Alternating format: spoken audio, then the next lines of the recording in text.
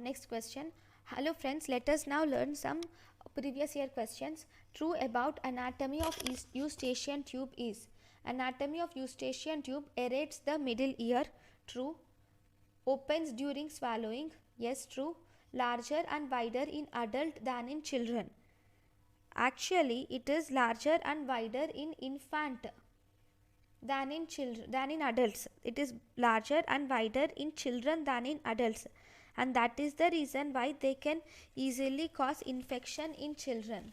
It is more horizontal in infants and children. True. This is also the reason for having more infections in children. Opens in oropharynx. Actually, eustachian tube opens in nasopharynx. Then next question. All are true regarding the palatine tonsil except.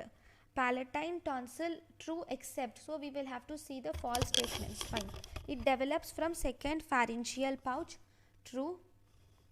Irritation causes referred pain in ear via auricular nerve of vagus. Actually, it causes referred pain to the ear. That is true, but it is through glossopharyngeal nerve. It causes referred pain through glossopharyngeal nerve. Main supply by facial artery. Actually, main supply of this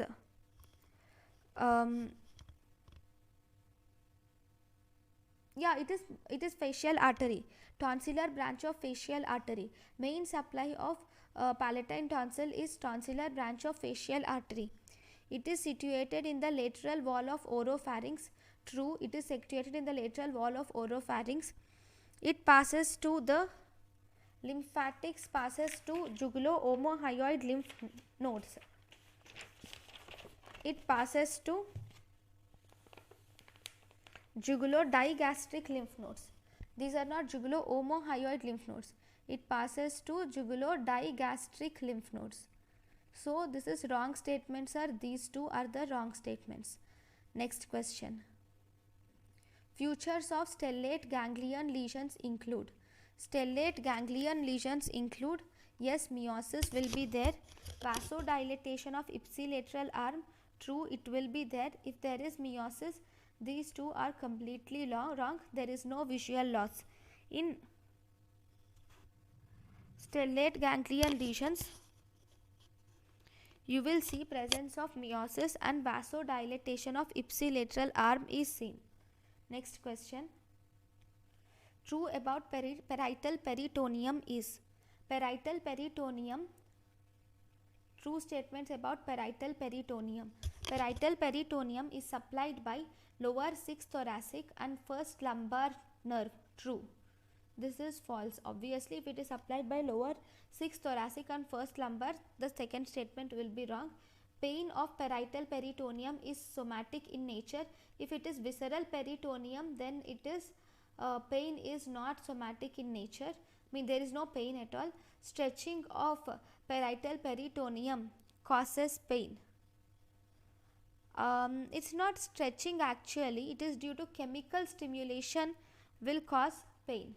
So true are supplied by lower 6th thoracic and 1st lumbar, and pain is somatic in nature are true statements. Next, true about saphenous vein is. Saphenous vein, long saphenous vein is formed by the continuation of medial, this is medial side of the deep venous arch. True. Long saphenous vein is situated posterior to the medial malleolus. Yes, it is situated posterior to the medial malleolus. Long saphenous vein is closely related to saphenous nerve.